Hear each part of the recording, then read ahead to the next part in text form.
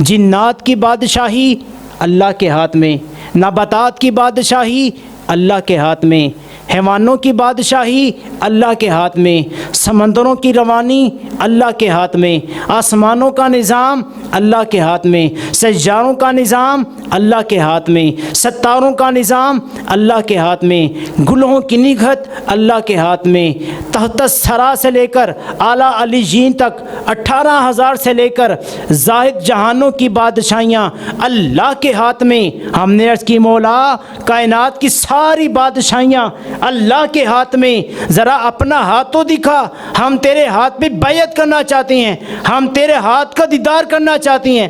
کیا کوئی صورت ہے جو تیرے ہاتھ کا دیدار کر سکے؟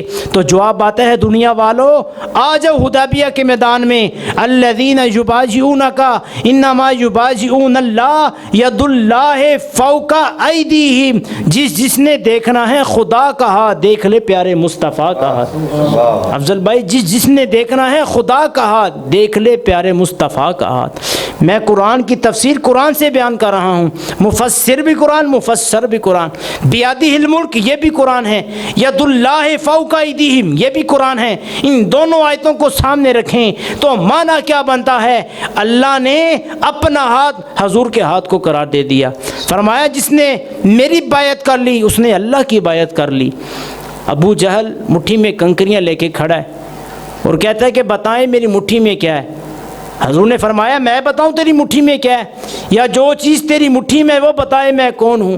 اتنا کہنے کی دیر تھی ابو جہل کی مٹھی میں کنکریوں نے حضور پر کلمہ پڑھنا شروع کر دیا۔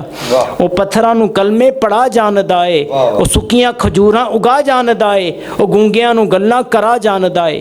ایک بوڑھیا عورت مولانا روم مثنوی شریف میں یہ لکھتے ہیں، ایک بوڑھیا عورت صحابیہ اپنے ایک بچے کو لے کر آئی، نہ سن سکتا ہے نہ وہ بول سکتا ہے، وہ لے کر حضور کی بارگاہ میں حاضر ہوگی اور عرض کرتی ہیں یا رسول اللہ صلی اللہ علیہ وسلم اب میں بوڑھی ہو چکی ہوں، اب میں اس کی خدمت نہیں کر سکتی، نہ یہ بول سکتا ہے نہ یہ سن سکتا ہے، حضور میں آپ کی بارگاہ میں لے آئی ہوں، آپ اسے قبول فرمائیں۔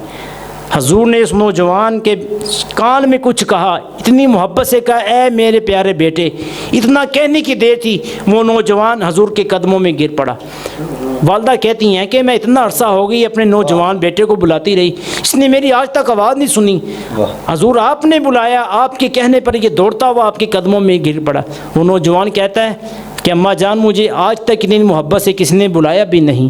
وہ گونگیاں نو گلاں کرا جان دائے، وہ پتھراں نو کلمے پڑھا جان دائے، وہ سکیاں کھجوراں اگا جان دائے، میرے آقا دا رتبہ خدا جان دائے۔ وما علینا الا البلاغ المبین۔